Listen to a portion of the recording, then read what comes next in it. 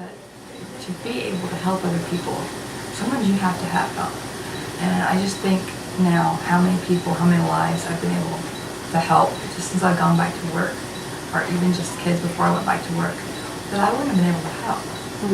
And it's in no way putting yourself at the center of the universe, but everybody has the ability to help someone else.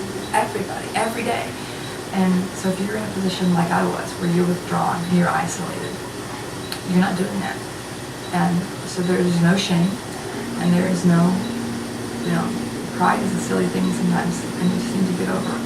Because if you let someone help you, you can pay that forward. You can go forward and help other people. And, I literally, probably 50 or 60 families already that I've been able to help because I went back to work, because someone helped me get back to work.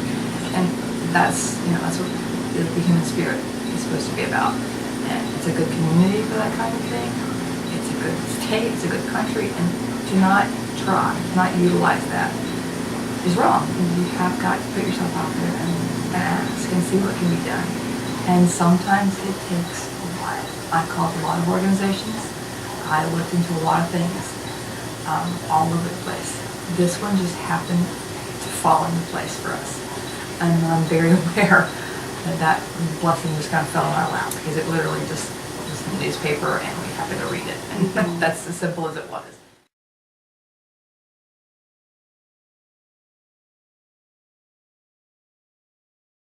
What do you think about Dr. Gillespie?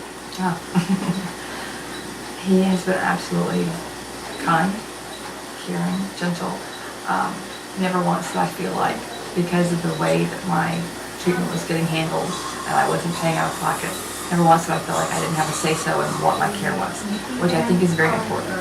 Because no one that's in a vulnerable position, and that's where I was in a vulnerable position, wants to feel like they're powerless.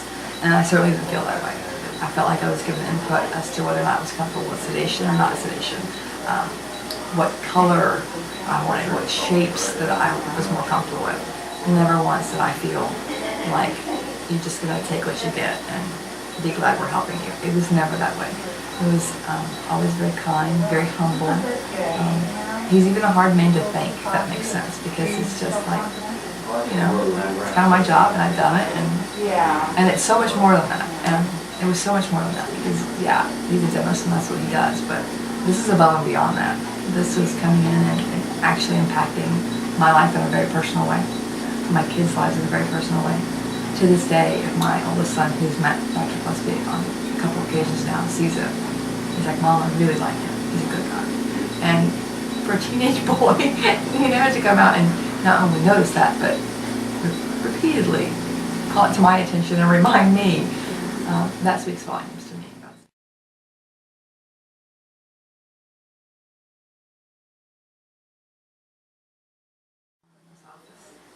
Everyone in this office is above and beyond kind, nice, sincere.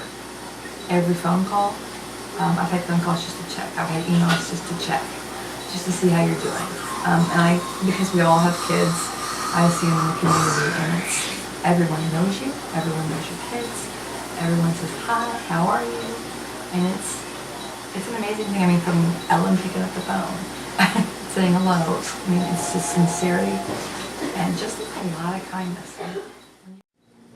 Everyone has been just amazing on a personal and professional level. They've been really nice people, and they've all met the kids, and they're all nice to the kids, and like, Mom, they're really nice people there. And it's true. They're just very sweet.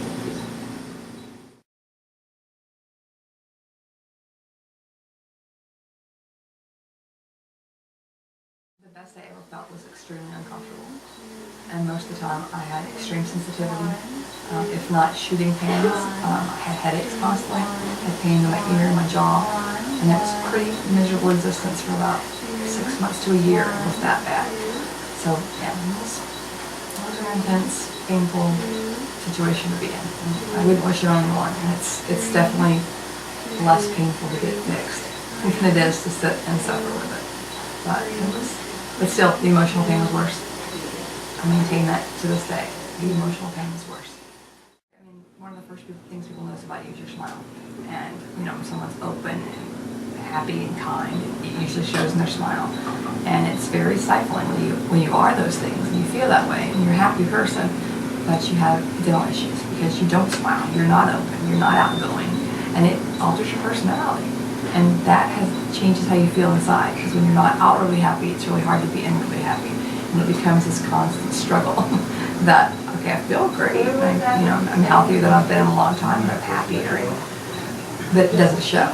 And then you can't be out in the world, and you just don't feel comfortable smiling and talking, and it kind of feels pointless to be happy if you can't be outwardly happy too.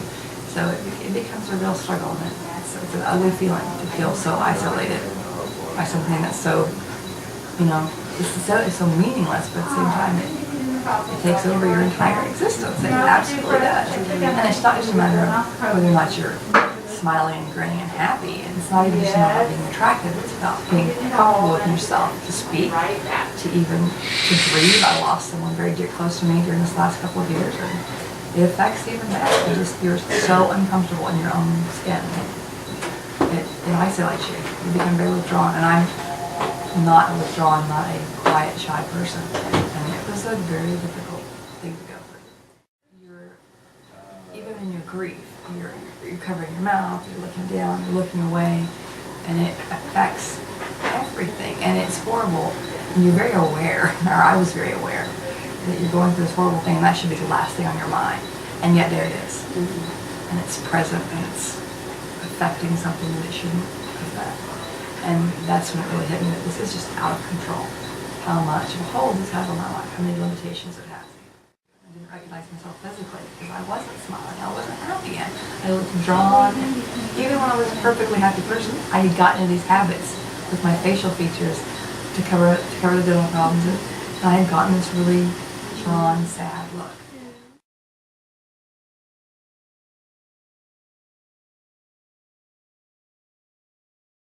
And none of those things. I didn't have pain, I didn't have fear, I didn't have anxiety. I was literally fine. The entire thing. I left and by the time the medicine wore off at home, maybe 2 hours later, I was fine. I didn't even know how many I had done. I didn't check with him for the details.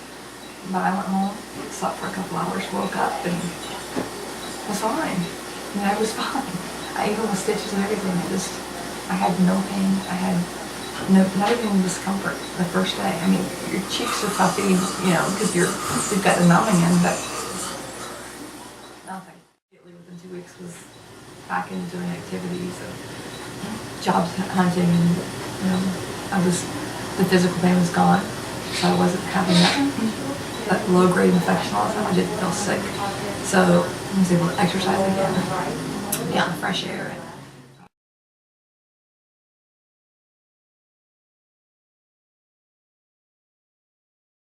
And I'm back, and I feel like I've been given a lot of new opportunities and a fresh start, and I feel really lucky.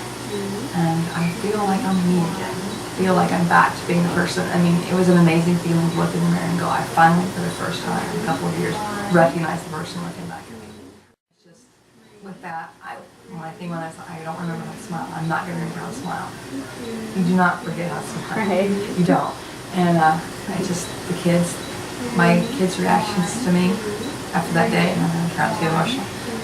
But that's when you know that what you've done, what you've been lucky enough to be helped with, has made an impact, not just on you, but on your kids. And they look at you and they go, Mom, you look like yourself again. And you act like yourself.